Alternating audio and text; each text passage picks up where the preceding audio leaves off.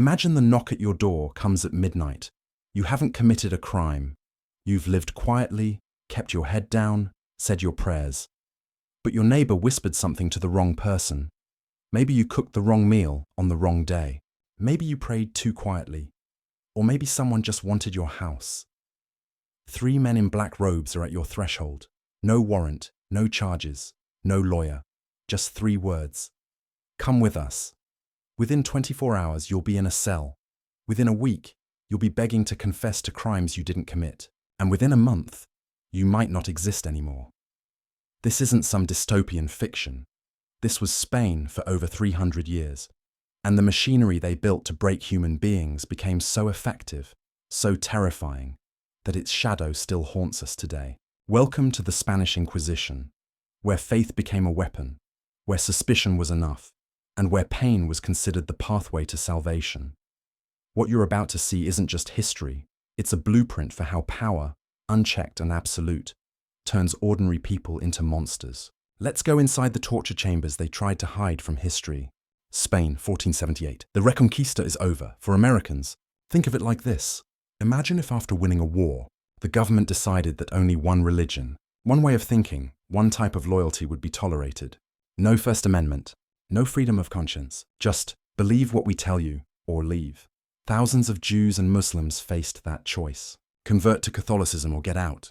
Many converted. They were called new Christians. But conversion wasn't enough. Because the Spanish crown didn't just want obedience.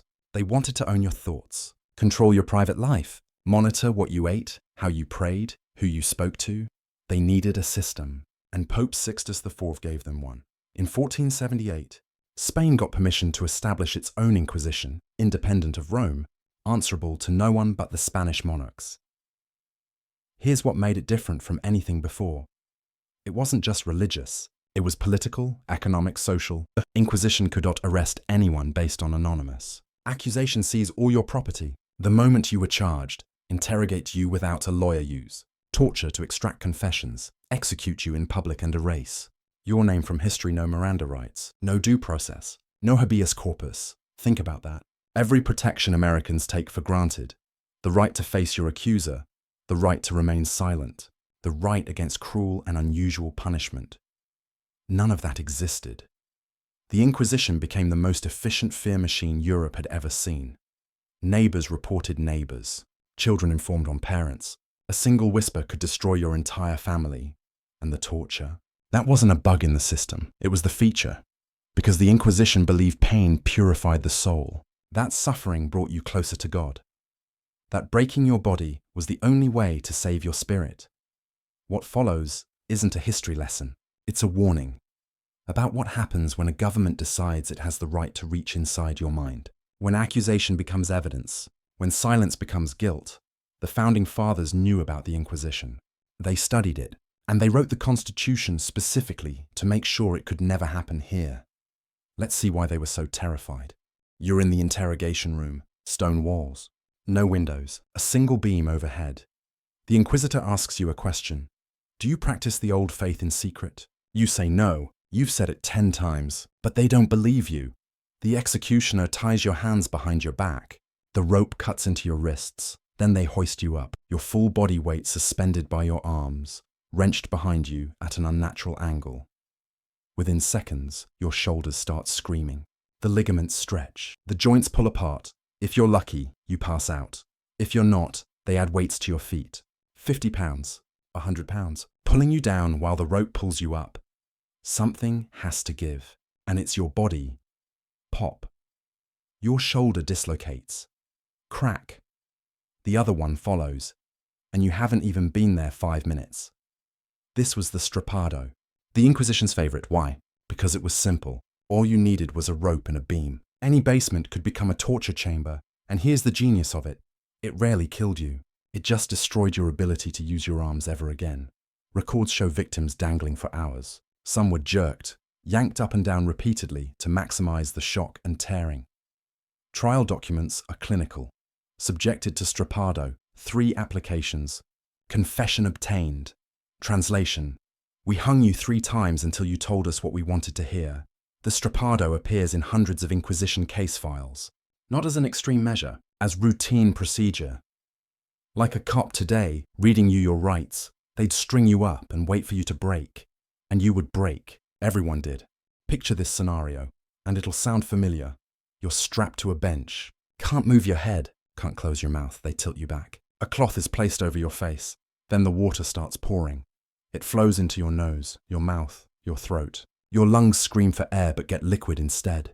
Your body convulsions in primal panic. This is drowning. You're dying, except you're not in water. You're on a table, and the executioner controls exactly how close to death you get. The Spanish called it toca, the cloth. Inquisition records describe it coldly. 3 jugs administered. Confession followed. What they don't record is the psychological destruction. Because this isn't just pain, it's the terror of suffocation, the certainty of death, over and over. And here's why this matters to Americans. After 9/11, the CIA used this exact technique. We called it waterboarding. We debated whether it was torture. Spain's inquisitors had no such debate. They knew exactly what it was, a method that left no marks but shattered the will completely. The toca worked because it exploited our deepest survival instinct, the need to breathe. You can resist pain. You can endure beatings, but you cannot logic your way past drowning. Your brain overrides everything, and within minutes you're ready to confess to anything. Some died, choked on water, suffocated unconscious, but most survived to sign whatever confession was put in front of them. The Inquisition used the water cure for over 200 years. The United States used waterboarding in the 2000s, that same technique. Same justification. We need the truth. Different century. Same horror. Public executions in America ended in the 1930s. Before that, they were events. Crowds gathered. Vendors sold food. People brought their families. But even American executions had limits. We hanged people or used firing squads. Quick. Brutal, but quick. Spain took a different approach.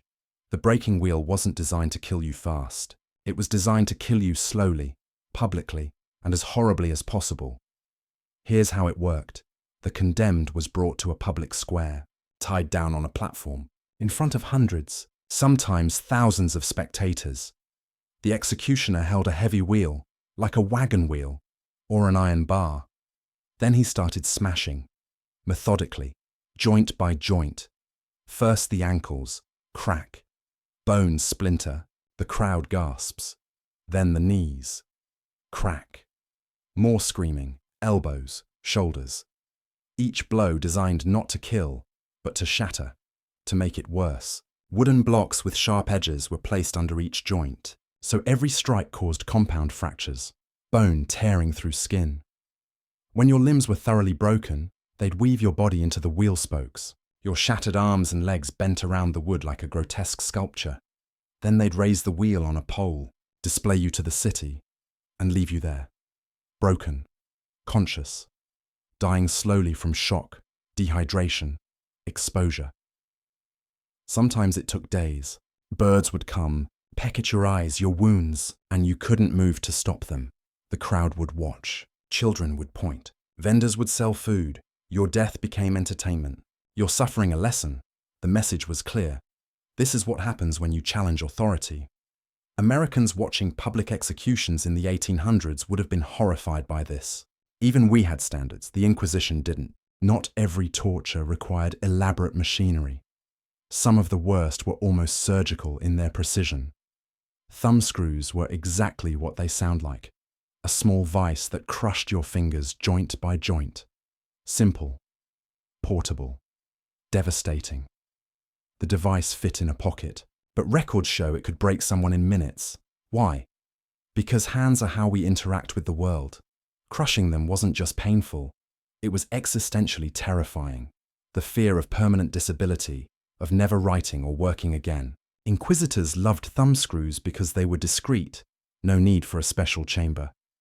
Just pull out the device mid-interrogation and ask your question again. Fingernail extraction was even simpler. Hot pincers slid under the nail, ripped it out. The pain was instant and unforgettable. The throbbing lasted weeks.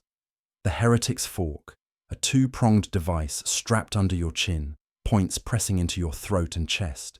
You couldn't lower your head, couldn't sleep. Any relaxation drove the spikes deeper. It didn't kill you. That was the point.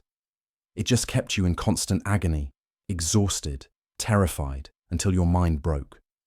The Spanish boot crushed your leg in an iron vise, tightened with wedges or screws until your shin bones splintered.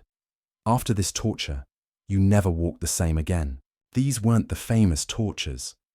They weren't displayed in museums or written about in horror stories, but they were used constantly because they were practical, efficient, and they left you alive enough to sign a confession. The Inquisition understood something modern interrogators would rediscover centuries later.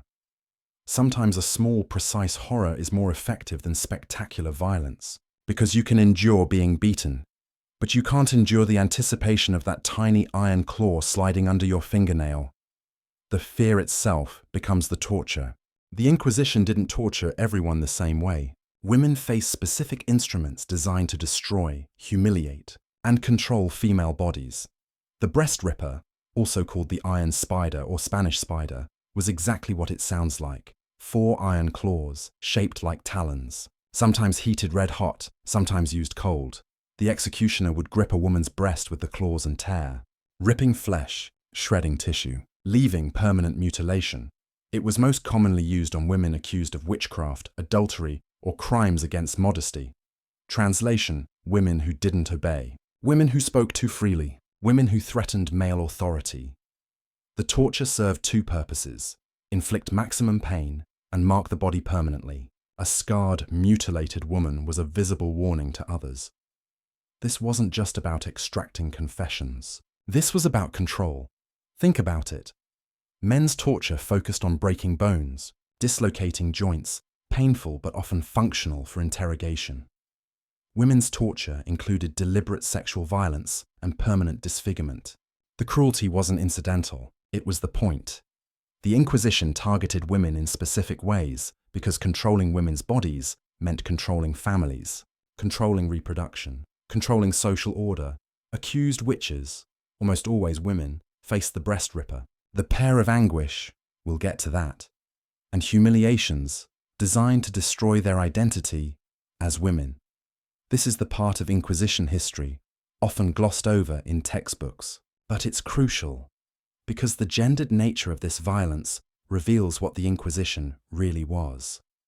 Not just a religious institution, but a patriarchal power structure maintaining control through sexualized terror. If the strapado was the Inquisition's workhorse, the rack was its showpiece. You've seen this in movies. A wooden frame, the victim stretched out, limbs locked in restraints at both ends. Then the executioner turns the crank. Slowly, methodically, the body extends. First, you feel the stretch, uncomfortable, then painful. Your spine arches, your shoulders pull, your hips strain, keep turning, the joints start separating, the ligaments tear. You hear pops as your shoulders dislocate, more turns. Your spine stretches beyond its limits, vertebrae separate. The pain is unlike anything else, because it's not localized. It's your entire body being pulled apart at once. Some racks had spikes on the bed beneath you, so as you stretched, your back pressed into sharp points. Others added weights to limbs to accelerate the tearing. The refined version involved pausing the torture periodically, loosening the tension just enough to keep you conscious, so you could experience every second. Records describe victims stretched up to a foot longer than their natural height. The human body isn't meant to do that. Permanent damage was guaranteed. But here's the thing Americans need to understand. The rack wasn't just torture. It was theater. Sometimes the Inquisition would bring someone to the torture chamber just to watch someone else on the rack, to hear the screaming, see the body contorting. It was psychological warfare. This is what happens if you don't confess. The threat of the rack broke more people than the device itself, because once you've seen what it does to a human being, once you've heard those sounds, you'll say anything to avoid that fate. The Inquisition knew this. They weaponized anticipation. Not all torture leaves marks, and that's exactly why some methods were so effective. Stress positions sound simple. Stand on your toes for hours while your arms are tied overhead. Try it for 30 seconds. Your calves burn. Your shoulders ache. Now imagine 8 hours, 12 hours, days. Your body fights itself. Muscles cramp, circulation cuts off, you can't rest, can't sleep. Any relaxation means collapse, which means the ropes cut deeper. Inquisition records describe kneeling on stone while holding a heavy cross, drop it and get beaten squatting. With thighs parallel to the ground for hours, stand, up and face worse, standing barefoot on sun-heated. Stones until the skin cooked, no visible injuries, no broken bones. But the psychological destruction was total. Forced consumption was another clean method, making prisoners swallow disgusting or harmful substances. Heavily salted water causing dehydration and stomach pain. Vinegar. Spoiled mixtures. Sometimes worse. It sounds less brutal than the rack. But that's the genius. There are no wounds to point to, no obvious evidence of torture, just a broken person who voluntarily confessed. Modern interrogation techniques learned from this. Stress positions, sleep deprivation, psychological pressure. These are the tools of enhanced interrogation. No watermarks, no scars, just destroyed minds. The Inquisition pioneered this 500 years before the CIA reinvented it. Some tortures weren't about pain, they were about shame. The hanging cage was simple, a metal lattice too small to stand or lie in. You were locked inside and suspended in the town square. No torture, just exposure. The sun beat down during the day, cold rain at night. No food, no water, no bathroom. Within days, dehydration killed you. But before that, the humiliation destroyed your dignity. People walked past, pointed, laughed, threw things. Birds pecked at you. Dogs waited below. You died slowly, publicly, as a warning to everyone else. Even after death, your body might stay in the cage for weeks. Rotting, visible, a reminder. The wooden horse was another public shame torture. A sharp wooden beam you were forced to straddle, your full weight pressing down on the edge, for hours, sometimes with weights tied to your legs to increase the pressure. It tore the groin and thighs, caused permanent damage, but mostly it was humiliating. Forced into a degrading position, unable to move while people watched. This is what Americans need to understand about the Inquisition. It wasn't just about inflicting pain. It was about destroying identity, making you less than human, turning your suffering into a lesson for others. The goal wasn't confession. The goal was total submission. To break you so completely that even if you survived, you'd never challenge authority again. Some devices were so horrific they transcend mere torture. They become symbols of human cruelty at its absolute worst. The pear of anguish. A metal device shaped like a bulb, inserted into the mouth, vagina or rectum. Closed, it slid in easily. But inside was a screw mechanism. As the executioner turned the handle, the device expanded, metal petals opening like a grotesque flower. Inside your body, tearing tissue, stretching muscles to the breaking point, causing internal bleeding and ruptures. It was torture and sexual assault combined. Maximum pain, maximum humiliation, used on women accused of adultery, on men accused of sodomy, on anyone whose crime was sexual in nature. The punishment matched the sin, violation responded to with violation. The Judas cradle, a pyramid mounted on a stand. The victim was suspended by ropes and slowly lowered onto the point, the tip pressed into the perineum or anus. Your own body weight forced you down onto it. Sometimes they'd add weights to your legs. Sometimes they'd raise and lower you repeatedly, hours of this. The tissue tearing, bleeding, infections inevitable, and you couldn't escape, couldn't stand, couldn't do anything but endure. The head crusher, exactly what it sounds like. A metal frame with a plate for your chin and a screw-tightened top pressing down on your skull. First your teeth shattered, then your jaw broke. As the pressure increased, your skull began to fracture. Your eyes bulged from their sockets, a sight so horrifying that even hardened executioners flinched. The device rarely killed quickly. It just destroyed your face slowly, piece by piece. These weren't interrogation tools. These were instruments of annihilation. They represented the final stage, when the Inquisition had given up on your soul and decided to obliterate your body as a warning to others.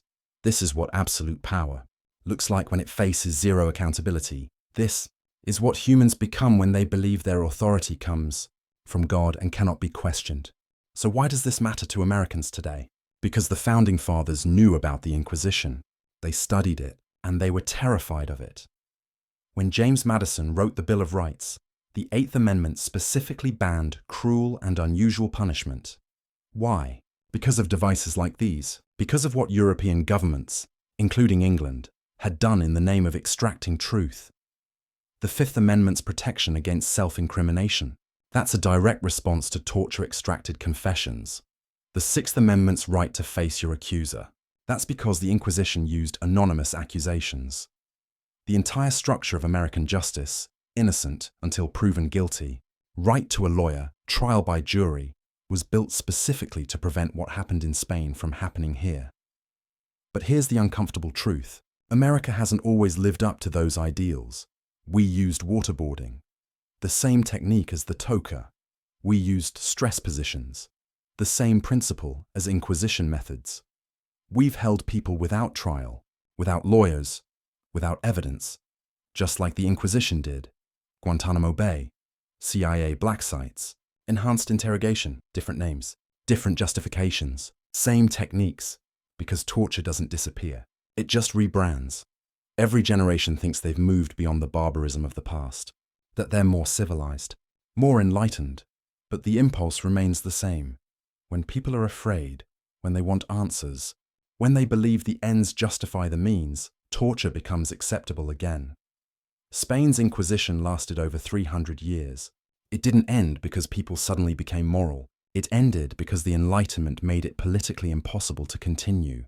The tools were locked away in museums. The torture chambers closed, but the principles, fear, control, forced confession, punishment without trial, those never disappeared. They're always waiting, ready to return the moment we let our guard down. The Spanish Inquisition tortured, executed, and terrorized people for over 3 centuries. Exact numbers are impossible to know. The Inquisition destroyed many of its own records, but historians estimate at least 150,000 people were tried. Thousands executed, tens of thousands tortured. For what? Suspicion of not believing the right way, of praying differently, of eating the wrong foods, of thinking the wrong thoughts. The victims weren't guilty of crimes. They were guilty of being different, of existing in a society that demanded absolute conformity, and the machinery built to break them, the devices we've examined today, those weren't aberrations. They were tools of state policy, legal, authorized, systematized. That's the true horror. Not that torture existed. Torture has existed throughout history, but that it was industrialized, bureaucratized, turned into routine procedure with manuals and protocols, and specialized executioners. Inquisition created a system where cruelty became normal, where suffering became justice, where destroying someone was considered saving them. And when that system finally ended, the people who ran it weren't punished. They weren't held accountable. They just moved on. The torture chambers were locked, the devices stored away. But the lesson wasn't learned, because less than 200 years later, Europe would build concentration camps, gas chambers, industrial-scale murder, different tools, same principle: dehumanize, control, destroy.